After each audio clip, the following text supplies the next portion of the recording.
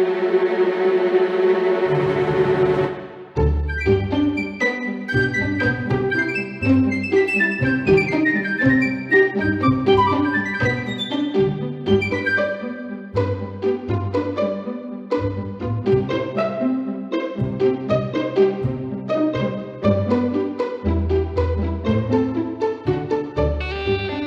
you're not careful, all the children will dance about outside your window singing Sourpuss and Grumpy Face. And you wouldn't want that, now would you? I believe I could survive it. Welcome to episode 3 of the Blackadder podcast. Which one are you? Sourpuss or Grumpy Face? Grumpy Face most days, I would say. Yourself? I would agree. You okay? I'm not too bad, Gerry. How are you today? Sour? Actually, I'm not. You're not? No. You're in fine fettle. Very fine fettle. Got your sea legs under you. I'm more a legless man than a sea leg man, to be fair. 6 days a week. Hey. Not touched a drop for a few weeks now. That's not bad. The Benelin was my substitute. I'm sure plenty of folk will sympathise. Yeah. I come from the coast, but I don't like the sea very much. Why not? Wet and horrible. And I think as Billy Connolly once said, it doesn't see the fascination, it's where the water meets the sand or the earth. Yeah. Yeah, I don't. I'm mucky. not a big water person generally. On holiday, I'm always more of a pool guy than a sea guy. Oh, every time. I don't like sand. Nah. I Dirty, don't like the sea. dirty, sharp, and you can get bitten with little things. Yes, not nice. Yeah. Anyway, enough of this. Potato, Potato. you might say. You could. Thoughts? It's an enjoyable episode. Fun? Yeah. Got another great guest star. Mm-hmm. We can discuss. Indeed. I'm sure we will. We will indeed. It's kind of the point of the podcast. I want you to give us a very brief request section just now, Ian. Okay. It will help our podcast very, very much if people could rate, review and subscribe to it on iTunes, so please do that. We want more folk to be joining in, downloading the show and chatting about it on blackadderpodcast.com, so if you could help us out with that, we'd appreciate it very much. And we'll stop asking once we get to about 50 reviews, I would say. Really? Yeah. Okay, that's a deal. Yeah. Do you wish to begin this week's episode? Sure, in the traditional style. A mashup. Some kind of reimagining. Mashup? Potato? Okay, That doesn't deserve a response. Let's just go with the summary. crack on.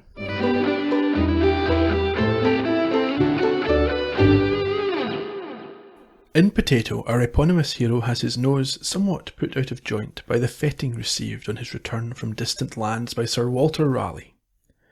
Determined to one-up his rival for the attention and affection of Queen Elizabeth, Blackadder undertakes to sail around the Cape of Good Hope on a voyage of discovery. Having recruited a somewhat unreliable captain, the trip, which seemed a folly from the outset, takes a turn for the worse when the absence of a crew and the lack of any sense of navigation from anybody on board leads Edmund and his team into uncharted waters. Most of them will eventually return home, but as they present their discoveries to the Queen, is it a case of out of the frying pan and into the fire? Thanks, Ian. Oh, I am baking here. It's really warm. Yep. Fried. Are you, any more potato puns to get out your system? I'll let you know. You do look a bit chipper, to be honest. As per usual, we begin in a Blackadder's house this week, and Percy enters, dressed like a ridiculous jester. Why are they wearing antlers? I don't know. I wonder if any of the listeners know if there's a historical context for this, because it seems to be everyone is doing this.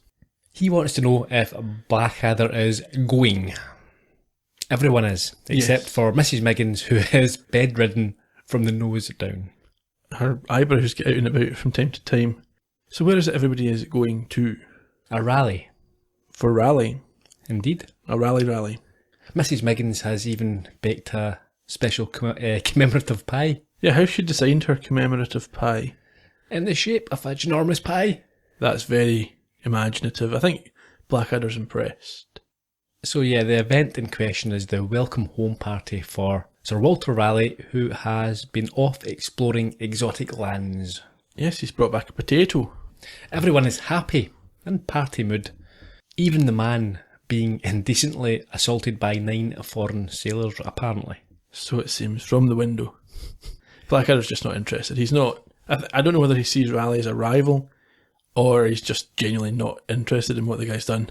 I think both. We know that Blackadder is always trying to ingratiate himself into the royal court, and he probably sees Raleigh as someone who can step in and perhaps grab his limelight. Yeah, usurp his position to a certain extent, I would imagine. He kind of chases Percy out at this point. But yeah, before that, Percy tells him that the kids will call him names, as we heard at the top of the podcast.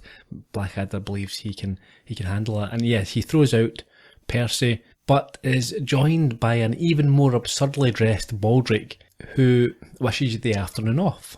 And Blackadder says, "Who do you think you are, Wat Tyler?" Do you remember Wat Tyler? Yeah, he was a leader of the peasant revolt. He was 1381 revolt. And he died also in 1381, somewhat unsurprisingly. I think you had a 14-year-old king around that time, and there was peasants wanting better. And there was a poll tax imposed, and they wanted better conditions, and the king made some concessions, and things got a bit heated, and Tyler got killed, and then... How did he get killed? Well, he was wounded in a exchange with one of the king's men, and he'd made his way to hospital, from whence they retrieved him and executed him whilst he was on his way to being dead anyway, I believe. That's harsh. But I've often wondered, if you were on death row and you had a heart attack on the way to the chair, would they revive you just so that they could take you there? And I think they would be obliged to treat you, unless you're at a DNR or whatever, I suppose. Anyway, after he died, the king revoked all the concessions he'd made, and thus ended the peasants' revolt. That's kings for you. That's them, can't be trusted. Baldric claims on a day like today, he feels proud to be a member of the greatest kingdom in the world. What does Blackadder, how does Blackadder respond to this? Well, he interprets that as a reference to the animal kingdom. He's not very kind to Baldric at this point. No, nor explorers. He has no time for them, and he makes his views perfectly clear. Now the explorers punch off to mumbo-jumbo land, come home with a tropical disease, a suntan and a bag of brown lumpy things. And one's your uncle, everyone's got a picture of them in the lavatory. I mean, what about the people who do all the work? The servants. Now me, I'm the people who do all the work. I mean, look at this. What is it? I'm surprised you've forgotten, my lord. I haven't forgotten. It's a rhetorical question. No, it's a potato. To you it's a potato, to me it's a potato. But to Sir Walter bloody Raleigh, it's country estates, fine carriages, and as many girls as his tongue can cope with. He's making a fortune out of the things. People are smoking them, building houses out of them. We'll be eating them next. Stranger things have happened. Well, exactly. That horse becoming pope. Go on. Before we find out who was knocking at the door there, what's your thoughts on the mumbo-jumbo land reference? I don't think they would do that now. Nah. It's a little bit... UKIP. Yeah, that one of the candidates there got into a bit of trouble a few years ago. I think he used the phrase bongo land. Yeah, same idea. Yeah, it's the same idea. It's a bit disrespectful. Yeah, although in fairness, Blackadder is in the 1600s. Yeah, and mumbo jumbo isn't quite the same. It's not got... I mean, you would talk about mumbo jumbo just being gibberish nonsense, but you can see in the context that it would be taken as being a little bit racist. Touch. The reference to the horse pope is not based on any real historical event. I think most people assumed that, yeah. There's never even been a rumour of a horse pope. Yeah, but there was a horse cardinal. Yeah, of course. Everyone knows about that. Who's at the door? It is Melchett. Actually, before Melchett comes in, you hear the kids outside start taunting Blackadder with Sourpuss Grumpy Face. Yes, and he deals with them in a fairly extreme manner. What does he do? He shoots them. Doesn't kill them, mind you. No, and we do obviously get insight here into Percy's prescience. He's predicted this quite correctly. He has. Baldric appears back with an eye patch wearing Melchett, who invites Blackadder to the palace for this welcoming party. He's not really interested still. He's not a big Walter Raleigh fan. Correct. He refuses, and Melchett then orders Baldric to fetch his hat. And at this point, Blackadder actually compliments him on not succumbing to the wearing of ridiculous clothing, only to change his mind when Baldric hands over his headgear. It's the most ridiculous antler-themed headgear of the lot so far. Melchett then manipulates Blackadder by saying that it's probably best that he doesn't come to the Queen's court because he's not very popular at the moment. He knows the buttons to press, doesn't he? Certainly Scheming does. sort of fellow. Yeah, Blackadder is scheming, but I would say that Melchett I would class as being sleekit. Yes, sly. He's very sly. The difference between Melchett and Blackadder, I think, is that Blackadder is all his plans and all his deviousness is to better himself, which, whilst still not a desirable trait, you can understand his motivations. Sure. Melchett seems to just take a bit of pleasure in causing problems for others, and that's not quite as... But you wonder if Blackadder achieved the status he wanted, would he then become like Melchett and start trying to fend off other potential rivals in a similar way? Yeah, possibly.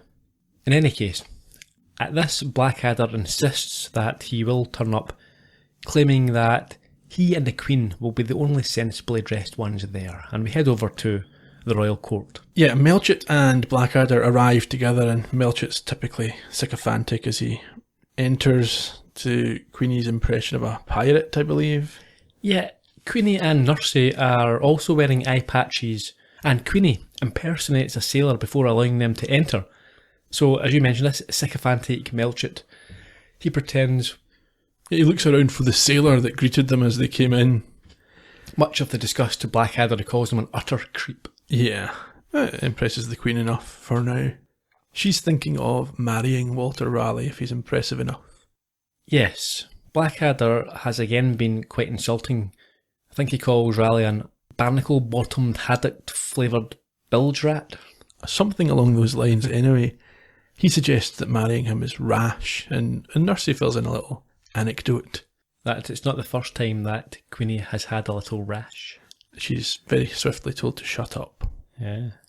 Raleigh arrives. And is greeted in an unusual fashion by Queenie. She does her sailor thing again. He does not go down the Melchett route. No, Blackadder has to translate. She said hello, essentially, yes.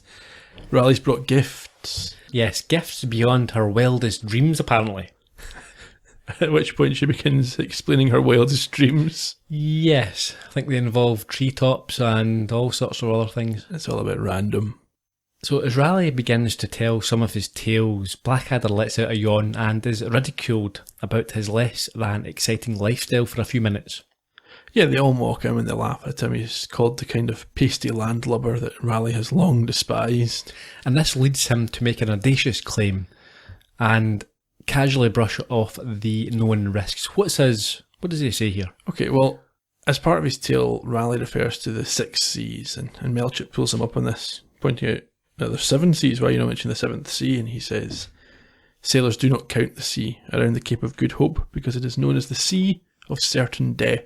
Blackadder, on hearing this, determines that he is actually going for a sail around the Cape of Good Hope. Yes, coincidentally. Yes, just so happened to have that planned, and Queenie's very impressed. Yes, especially when he says he tweaks the nose of terror. Now, I think Raleigh points out a few obstacles that might be in his way. Can you remember what they were? Well, firstly he mentions rain that is so hard it makes your head bleed. And I think Blackadder responds by saying he'll need to remember to pack a hat or an umbrella or something. A hat, I think. Some sort of hat will be in order, something along those lines. He is also informed that there are sea creatures that he will need to be terrified of. Yeah, I think they're so big they could eat a ship or something like that. Something along those lines, yeah. And Blackadder tells him that he'll need to remember to bring the larger of his 2 shrimping nets. Queenie says if he succeeds, she'll probably marry him. So at this, he suddenly becomes flavour of the moment, but Raleigh suggests that only a captain called Redbeard Rum would be mad enough to take on such a voyage. Yeah, Edmund kind of clumsily draws the details he requires from Raleigh, who's oblivious to the fact that he's giving away all the information required. Yeah, he asks where he can find rum, and Raleigh tells him at this particular time probably up the old Sea Dog. Yeah, it all gets a little bit risque at this point. Yes, because Double entendres galore. Blackadder then asks where the old Sea Dog is, and he says at this time probably in bed with the captain. Yeah. In any case, we head over to the Sea Dog, where Blackadder meets for the first time with a Redbeard.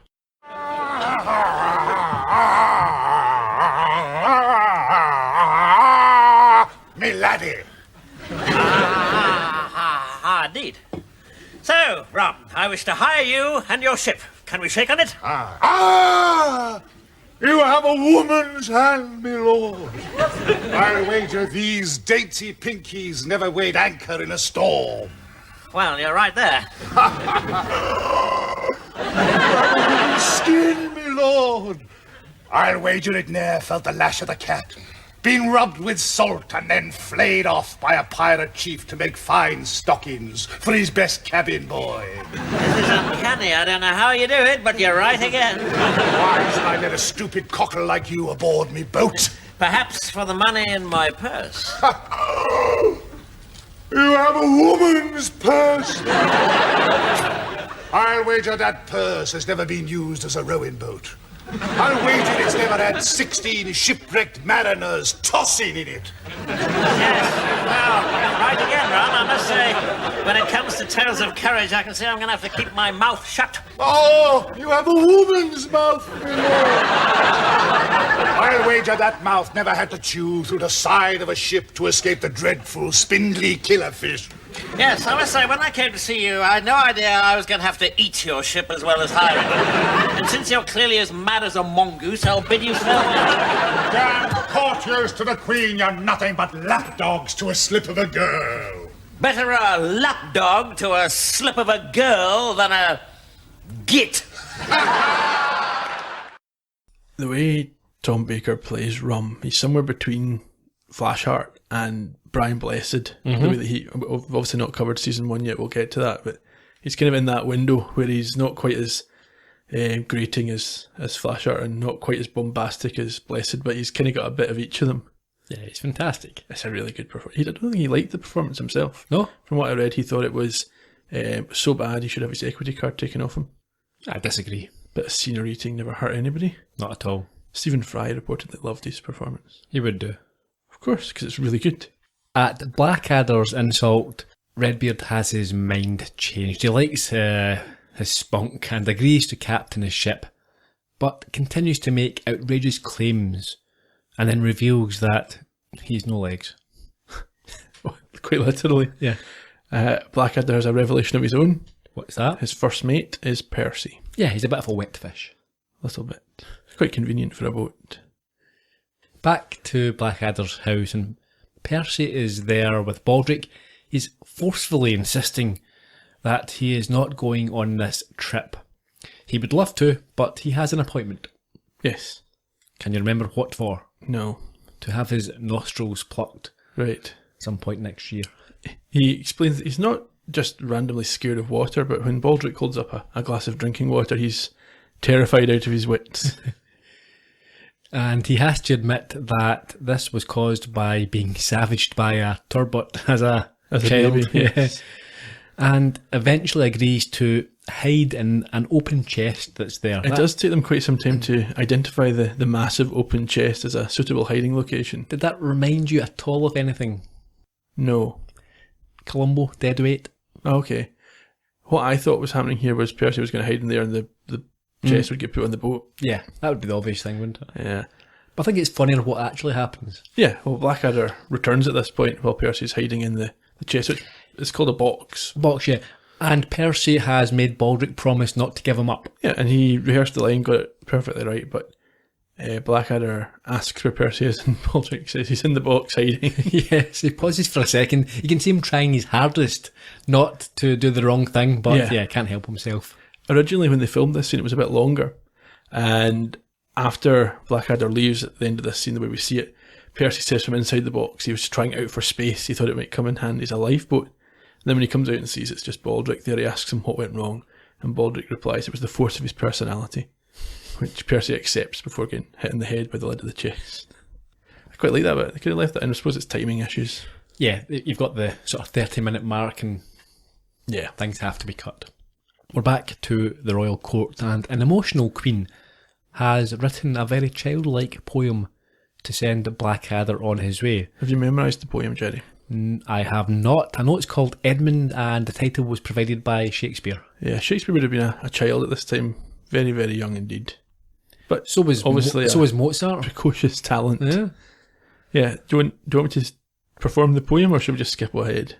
Have you got it written down there? I've memorised it. Well, if you've went to the trouble of memorising it, let's hear it. Edmund, by the Queen. When the night is dark and the dogs go bark, when the clouds are black and the ducks go quack, when the sky is blue and the cows go moo, think of lovely Queenie, she'll be thinking of you. Raleigh thinks that he'll be dead in 3 months. Yeah, let's just move on. Before Melchett hands over a map of the area. Why? The leading cartographers have asked Blackadder to help them by filling it in as he goes along. Just then Baldric wheels in Redbeard, who greets them in his usual inimitable style, involving the bottoms of queens and a giggling Nursey. Well, yes, he's excited by the idea that Nursey doesn't have a woman's bottom. No, what type of bottom does she have? A larger one that could plug a hole in a ship. And Nursey seems quite taken with him. Yes, and I think they become engaged here. He says he'll marry her on his return. Is that an engagement? Yes, well, towards the end of the episode, Blackadder refers to him as her fiancé, so I'm going to say yes. Okay. She accepts, obviously, and he makes a grand exit, to which Raleigh snipes that that'll be the last they see of him. Yes, he makes this negative comment, causing the Queen to respond how? She's not as impressed with him as she maybe once was, shall we say. Yeah, she says, "Oh, Sir Walter, really?"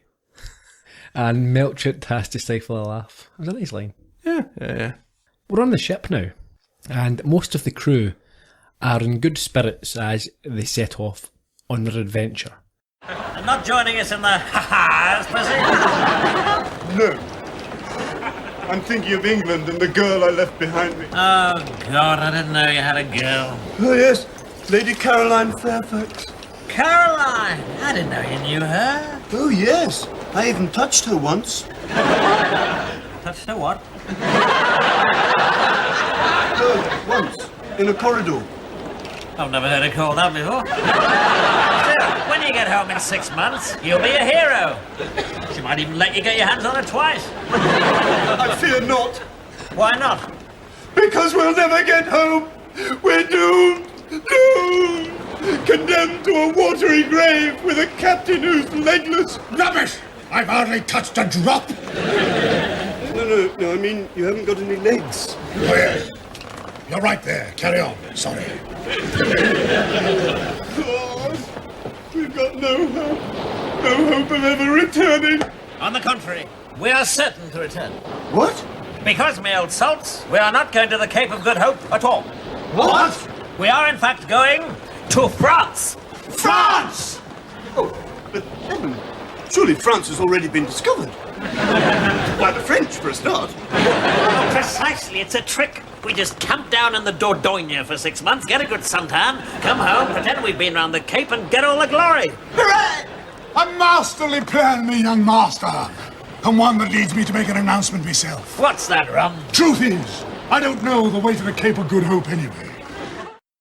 Rum's plan was just to sail round and round the Isle of Wight until they all got dizzy and then take them home. Sounds like a fine plan. Absolutely. It's the day after tomorrow, and a now beleaguered crew discover what? He doesn't know the way to France either. Over at the court, Queenie is missing Blackadder already, and is starting to get bored with Raleigh and his tales, including the time he fell into the water and was almost eaten by a hammerhead shark. Why don't you recount this story? Well, as Raleigh tells it, he fell into the water and was almost eaten by a shark, which had a head that looked exactly like a hammer.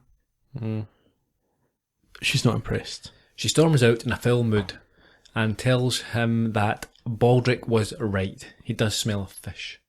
Then she says, "Pooey." But fish don't smell pooey. Well, Poo smells pooey and fish smells fishy. Pooey is just a general expression of an unpleasant smell, isn't it? Yeah. I would say. Back in the ship, there is a panic, and it gets worse as Redbeard informs them that there is no crew to help them. I love this exchange because Blackadder asks, or he states that he was under the impression it was common maritime practice to have a crew, and Rum says, no, opinions divided on the subject. How is it divided? Well, all the other captains say it is, and he says it is. We're back to the court 6 months later now. Yes. We're back to the court and 6 months have passed. Melchett has a death warrant for Sir Walter, who's obviously worn out his welcome. Queenie asks about Blackadder's progress, and Melchett tells her that at this point they should be at a certain stage. What was that? Well, he says they should be at the urine drinking stage. And meanwhile, on the boat, they're at the urine drinking stage. Baldric's got an important question to ask. I'd say it's one of the most pertinent questions. What's that? Are they going to drink their own or swap around with each other? What would you do?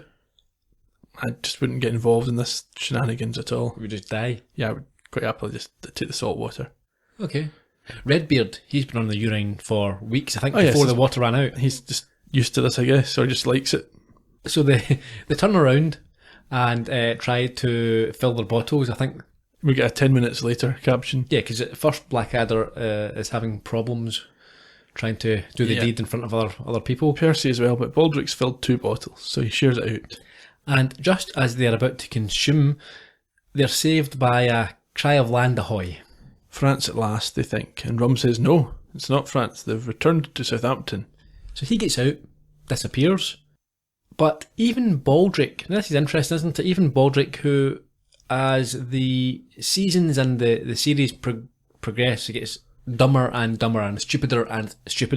This episode, and I think even next week's, he's got a touch of, well, he's not a complete moron yet. Yeah, no, and I think Tony Robinson has said they preferred this version of Baldric, because obviously by the time he gets to Blackadder goes forth, he's not a major contributor at all, he's just kind of the butt of the joke, isn't he? Yeah, at this point he is more downtrodden than anything else. Yeah, he still has potential.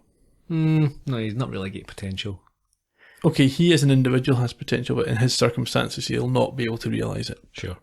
He recognises it's not Southampton. It's a volcanic island with cannibals. Yes, there are natives rubbing their tummies and pointing at them. That's a little bit of a stereotypical image, isn't it? Yeah. We're again veering towards the racism slightly. I would imagine this is Southeast Asia somewhere, probably. It's now 2 years later, and we're back at the royal court. Raleigh has been reduced to a jester-like figure, and Melchett tells the Queen that the adventurers are due back any minute if things have went according to plan. And right as he says it, in they come. Yes, well, minus Redbeard. Yes, Percy and Blackadder and Baldric are there, but Rum has died and Nursey is distraught. She is informed that although a third-rate sailor, he was a first-rate second course and gave himself up for the rest of them. I'm not sure if he would or wouldn't. I don't think he had any choice. I don't think he meant to. He got off the boat saying it was Southampton and they ate him. Yeah, perhaps they're just trying to be kind to Nursey. I think so. They saved part of him for her. Now, how would they do that? Not our role to question these things. Okay, which part? His beard. She seems happy enough to receive it. Oh, she puts it on, she's delighted. Blackadder then speaks with the Queen and wants her to keep her promise of marriage. She's bored now with Explorer, she's not going to marry him and she's going to have him executed instead. Well, unless they have some interesting gifts for her. All he can produce is a boomerang. She's not happy with that. Well, Melchett calls it a stick, and she doesn't like the idea of something she wants to throw away coming back. So Percy throws it away. But eventually comes back and knocks him out. Yeah, well, as Blackadder is about to start pleading for his life, I imagine, the boomerang swings back round, takes Percy out, and the Queen is delighted. So Nursey and her have presents, but she hopes that they're not finished with the gift giving. Oh, Edward, it's wonderful. But what about Melchi and Raleigh? You must have brought something for them as well. Nursey's got her beer. I've got my stick. What about the 2 boys? Yes. Well, there was one thing, Mum. A fine wine from the Far East. A most delicious beverage. Taste, boys. Tell us what you think.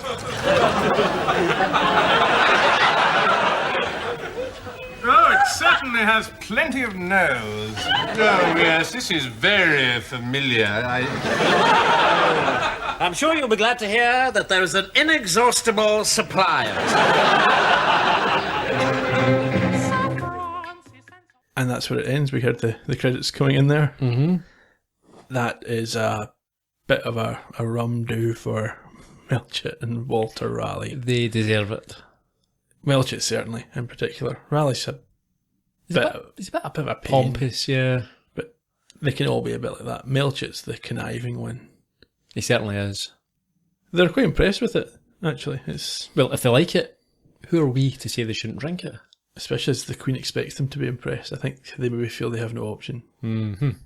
What were your final impressions then?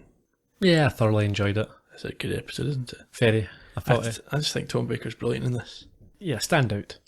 I think he's one of the iconic characters. When people think about Blackadder, certainly Blackadder II, I think that performance is something that people will always mention or recall. Absolutely. I don't think I can argue with that at all. I agree. I think he was superb and he should be proud of that performance. Before we wrap up, will we go through some production information and see if we've missed out any trivia? Yeah, and don't forget the favourite lines and stuff like that. Oh yeah, okay. So 23rd of January 1986 was the original air date. The director and writing team remain the same. It wasn't a large cast this week. Tom Baker, as we've mentioned, played Captain Redbeard Rum, born in 1934. He has most famously starred in 170 odd episodes of Doctor Who from 1974 to 81, the fourth Doctor, I'm led to believe. He actually married the Doctor's companion, Lala Ward. Married to her for 16 months. Then they get divorced and she went on to marry Richard Dawkins. There you go. Mm-hmm. He is also known more recently as the narrator of Little Britain. Yes, that was very popular for a while, for a time. He's also starred in Monarch of the Glen, Medics and Cluedo, but certainly Doctor Who, I think, is his big thing. I'm pretty sure around at the time that Little Britain was popular, they got him to do the voice of the talking clock for a while. I've got a vague memory that there was a charity thing. Sure. Yeah. Simon Jones played Sir Walter Raleigh, born in 1950. I think I first saw him as Arthur Dent in The Hitchhiker's Guide to the Galaxy. Have you saw that adaptation? I haven't. Very good. Also been in Brideshead Revisited, 12 Monkeys, Shrinks and Murder, She Wrote. He was a member of the Cambridge Footlights. I think that's where he met Douglas Adams. Right. Patsy Byrne played Nursey. Oh, why not get into one of the regulars? Died in 2014, aged 80. Long-time character actress, but her most notable roles were in Watching, from the late 80s, early 90s, I think. Enjoyed that. Holby City, Casualty, The Setbacks, Miracles Take Longer and Z Cars. Blackadder was her big hit. I remember reading an interview with Miriam Margolyes saying that she was often mistaken for... You can see why. For her. She obviously will show up in Blackadder, but yeah, you can understand why that would happen. Now, there was a mention of Caroline Fairfax. I think that was Percy's love interest. As far as I'm aware, that wasn't referring to a real person, but there was a Lady Anne Fairfax. She was the wife of Thomas Fairfax, the Commander-in-Chief of the New Model Army. Favourite line this week? I would say it's the opinion is divided on the subject. That's exactly the same. That's what I've got here. Yeah, we agree. It was the best line. You don't need to listen to any of the rest of the episode. Next time, we have Money. Oh, that's a popular one, I believe. I think so. Well, we're halfway through the season of Blackadder II. Mm-hmm. So we're making progress. We are. I think what we'll do is at the end of each season, we can perhaps pick our favourite episode. Sure. That's us. You've begged at the start. I did. I asked most kindly. Mm-hmm. And hopefully somebody has gone and left us 50 reviews. Okay, but remember, you can catch us on the Jonathan Creek podcast next week if you don't want to wait 2 weeks. Yeah, unless you've not heard it before, in which case go now and download the episodes so far and catch up. Okay, cheerio. Bye-bye.